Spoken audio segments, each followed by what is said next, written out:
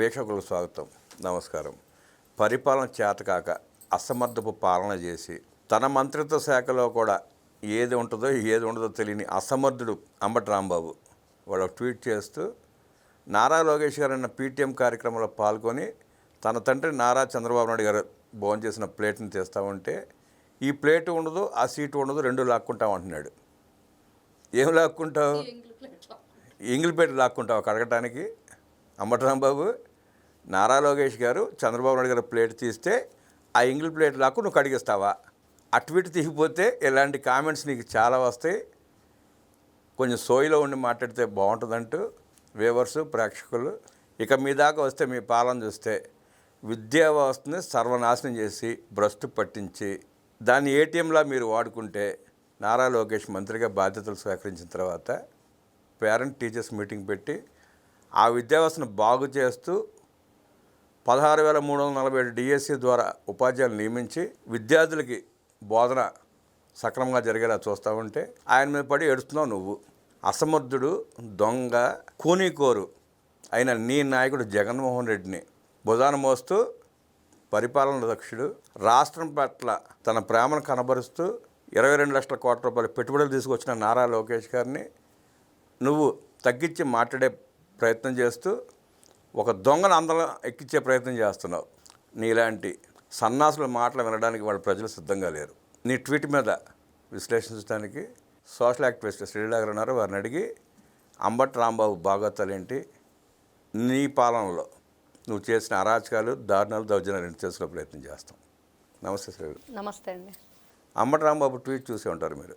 ఆయన పరిపాలనలో చేసిందేమీ లేదు, దోచుకోవడం తప్ప. ఆఖరికి లిక్కర్ స్కామ్లో ట్రాన్స్పోర్ట్ కాంట్రాక్ట్ చేసుకొని బోర్డు డబ్బులు సంపాదించుకున్నాడు. పోలవరం అంటే ఏంటో తెలియదు, డయాఫ్రామ్ వాల్ అంటే అసలు తెలియనే తెలియదు. అలాంటి మనిషి ఆ ట్వీట్ పెట్టని ఎట్లా చూస్తారు? అంబటి రాంబాబు వ్యాఖ్యల్ని మీరు అసలు పరిగణలోకి తీసుకుంటారా? ఒక రాజకీయ నాయకుడిగా మీరు అతనికి గుర్తింపిస్తారా?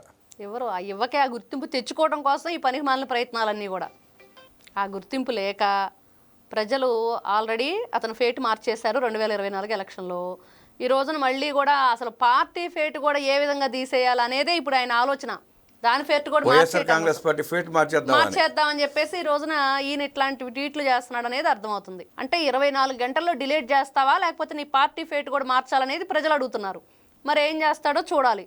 ఇంగ్లీష్ ప్లేట్లో తీసి కడుక్కుంటానంటాడు ఏంటండి ఈయన విచిత్రంగా. మీరు అక్కడ విషయం గమనిస్తే ప్లేట్ తీసినట్టే సీటు కూడా ఖాయం, ఒత్తు ఖా రాసి ఎం రాయాలి. అతను ఏం రాశాడు? ఖాయం అని రాశాడు. ఖాయం అంటే శరీరం అని అర్థం. వాళ్ళు కూర్చుని పేర్లు అవి కూడా తీస్తాననేమో.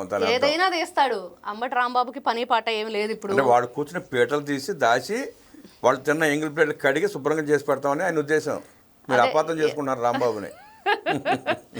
చివరికి ఇట్లా అయిపోయారు ఏంటండి రాంబాబు గారి పరిస్థితి. పాపం అయ్యో అనిపిస్తుంది ప్రజలకి. ఏం అర్థం కావట్లా. అందరూ కూడా ఏమంటారు, బుజ్జికన్నలు అయిపోతున్నారండి వైఎస్ఆర్సీపీ పార్టీ వాళ్ళు. అంటే అధికారంలో ఉన్నప్పుడు అడ్డగోలుగా సంపాదించుకుని డిస్కో కింగ్ లాగా డ్యాన్సులు చేసి అధికారం కోల్పోయినాక పిచ్చెక్కిన కోతిలాగా గంతులేస్తున్నాడు. బుజ్జికన్నలు అందరూ నిన్న జగన్మోహన్ రెడ్డి గారిని చూసి అందరూ అరే పాపం బుజ్జికన్నా అనుకున్నారు. మరి ఏం చేయాలి? ఆ బుజ్జికన్నకు అర్థం చెప్పిన వాళ్ళని చూసాం కదా. ఎవరో వీళ్ళ కారుమూరి నాగేశ్వరరావు గారు ఆ రోజున చెప్పాడు కదా. మరి వీళ్ళ ఆలోచన ఈ రోజున పేరెంట్ టీచర్స్ మీటింగ్ జరిగింది. గతంలో వైఎస్ఆర్సీపీ పార్టీ పరిపాలన గురించి వాళ్ళు విద్యార్థులకు ఏం చేశారు చూద్దాం ఒకసారి. వింటే గనక ఈ జగన్మోహన్ రెడ్డి గారు కోడిగుడ్డు మీద ఆయన బొమ్మ, బెల్ట్ మీద బొమ్మ, బుక్స్ మీద బొమ్మ, బ్యాగ్ మీద బొమ్మ, చివరికి ఇంకా కోళ్ళు గుడ్లు పెట్టి కోళ్ళ మీద కూడా ఆయన బొమ్మలు వేయించుకుంటాడేమో. కొంతమంది వేశారు, రంగులు కూడా వేశారు కోళ్ళకి. మరి ఇది వాళ్ళ పరిస్థితి. వీళ్ళు చిక్కీల మీద బొమ్మ, అన్నిటి మీద జగన్మోహన్ రెడ్డి గారి బొమ్మలు. ఇంకా స్కూల్కి వచ్చే పిల్లల మొహాన్ని కూడా ముద్రలేతాడు. ఆ రోజుల్లో ఉండేయంట అలాంటి ఏవో వేసేవాడు. ఏదైనా చేస్తాడు. ఇది వీళ్ళకుంది పార్టీ పిచ్చి, వీళ్ళకుంది రంగులు పిచ్చి, వీళ్ళకుంది బొమ్మల పిచ్చి, వీళ్ళకుంది ఫోటోలు పిచ్చి. ఆ రంగులు పిస్తానే కదండి 3,500 కోట్ల రూపాయలు ప్రజాధనం ఖర్చు పెట్టి శ్మశానాల మీద, వాటర్ ట్యాంకుల మీద, ఎక్కడ వేసేసారు. అన్నిటి మీద, నీళ్ల తొట్ల మీద, బావుల మీద కూడా వేసేసారు. వేసేసారు. వీళ్ళు ఈ రోజున ఫోటోల గురించి ఫోజులు ఇస్తానని చెప్పి మాట్లాడుతున్నారు కదా. వాళ్ళ పేపర్లో రాసుకొచ్చారు ఈ రోజున, సాక్షి పేపర్లో. యాక్షన్ అంట, ఏదో డైరెక్షన్ అంట, రకరకాలు పెట్టారు. అంటే మీకు ఏమర్థమైందో వాళ్ళకి మనకు తెలియదు కానీ గతంలో నిన్న చెప్పాడు కదండి జగన్మోహన్ రెడ్డి గారు, వాళ్ళ విద్యా సంఘాల వ్యక్తి అతను కొండారెడ్డి డ్రగ్స్తో పట్టుబడితే పాపం చిన్నపిల్లోడంట. కొండారెడ్డి డ్రగ్స్తో పట్టుబడితే చిన్నపిల్లాడు, బాబాయిని చంపించిన అవినాష్ రెడ్డి చిన్నపిల్లాడు. మరి లక్షల కోట్లు కొట్టేసిన జగన్మోహన్ రెడ్డి 6 నెలల అడ్డబాలనుకోవాలి ఇంకా అయింది. పరకామణిలో దొంగతనం చేసిన బాబాయ్ కూడా పసిపిల్లాడు. కల్తీనే కలిపి నాటకాలు ఆడిన భూమన కరుణాకర్ రెడ్డి ఏమో పెద్ద పిల్లాడు. లక్షల కోట్లు దిగమింగేసిన జగన్మోహన్ రెడ్డి పసికోన. అదే చిన్న పిల్లలు అట్లానే లక్షల కోట్లు కొట్టేసి రంగులకి బొమ్మలకి. అయితే ఇప్పుడు జగన్మోహన్ రెడ్డి గారు వాళ్ళ పేపర్లో రాసిన కానివ్వండి, నిన్న ఆయన ప్రెస్ మీట్లో మాట్లాడినవి కానివ్వండి, దాని పేపర్ అని బాగుండే పాంప్లెట్, అది పాంప్లెట్ అదేలేండి వాళ్ళ పార్టీ పాంప్లెట్. పాపం ఏదో పెట్టుకున్నారు కదండి మరి మీరు. వైఎస్ రాజశేఖర రెడ్డి కాంగ్రెస్ పార్టీ అధిష్టానం నమ్మించి వంచి ముంచి వెన్నుపోటు పొడిచి ఆ డబ్బులతో కాంగ్రెస్ డబ్బులతో పెట్టిన పేపర్ అది. కాంగ్రెస్కి అనుబంధ సంస్థను పెట్టాడు, తన కొడుకు అప్పు చెప్పాడు దాన్ని తీసుకొచ్చి. ఇష్టం వచ్చినట్టు రాసుకోరా బాబు మందే పాంప్లెట్ ఇది. పాంప్లెట్లు అంటే ఇప్పుడన్నా సందర్భానుసారంగా పంచుతారు, వీళ్ళు రోజు పంచుతారు. అంతకుముందు ఆ మిర్చి బజ్జీలు బళ్ళని తీసుకుని వాడేవాళ్ళు ఆ పేపర్ని. ఇప్పుడు వాళ్ళు కూడా వాడతారు, ఐరన్ బాక్స్ వాళ్ళు ఇప్పుడు వాళ్ళు కూడా వాడట్లా, చేయని పక్కన పడేస్తున్నారు దాన్ని. అంటే క్వాలిటీ లేదేమో, చిరాకు పడుతుంది, చిరాకు వస్తుంది చెత్త చూసి. ఇది చెత్త బుట్టలో వేసేస్తున్నారు చివరికి. మరి అంబటి రాంబాబు గారిని ఏ చెత్త బుట్టలో వేయాలంటున్నారు ప్రజలు? మరి అంబటి రాంబాబుని వేసారుగా ఆల్రెడీ ప్రజలు, సత్యనపల్లి డస్ట్బిన్ లో వేసారుగా.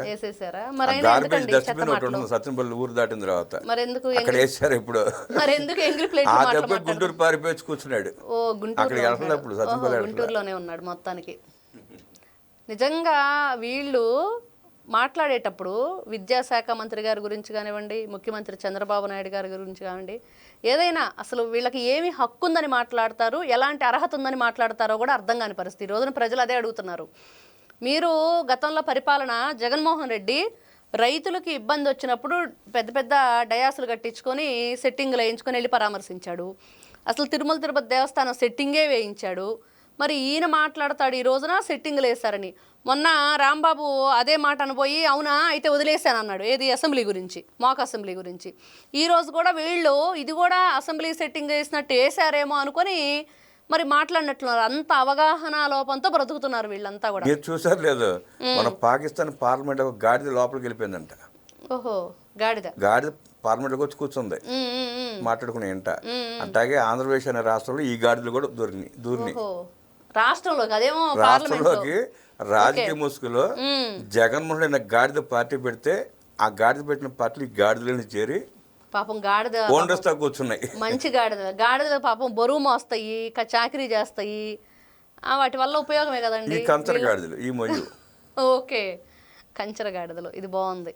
మొత్తానికి 11 ఉన్నాయా 12 అంతకు మించి ఉన్నాయా? 11 రాంబాబు అంటే కూడా అదే కోవలోకి వస్తారుగా, ఎమ్మెల్యేలతో పాటు మాజీ మంత్రులు కూడా అదే కోవలోకి వస్తారు. వీళ్ళకి ఎందుకంటే ఈ రోజున ఎందుకు ఈ విధంగా మాట్లాడుకోవాల్సి వస్తుంది అంటే, నిన్న జగన్మోహన్ రెడ్డి గారు అనాలా ప్రెస్ మీట్ విన్నాక ఏకవచనంతో, గారు అంటే గారు అన్న పదానికి కూడా విలువపోతుంది. ఏకవచనంతో మహిళ అని కూడా లేకుండా, తల్లి వయస్కురాలని కూడా లేకుండా, మరి ఎలాంటి పదాలు ఉపయోగించాలో కూడా కండ కావరమా లేకపోతే కళ్ళు నెత్తికెక్కినయా, అంత అహంకారంతో ప్రవర్తించిన తీరు, వీళ్ళు మాట్లాడుతున్న వైనం, ఇవన్నీ చూస్తూ ఉంటే వీళ్ళు గతంలో ఒక పరిపాలన వీళ్ళు చేసింది మరి ప్రజలకు మంచి అని చెప్పుకుంటున్నారు అంటే, నిజంగా ప్రజలు ఈ రోజున ఏ మెట్టుతో కొట్టాలి అన్నట్లుగానే ఆల్రెడీ కొట్టే 11కు పరిమితం చేశారు.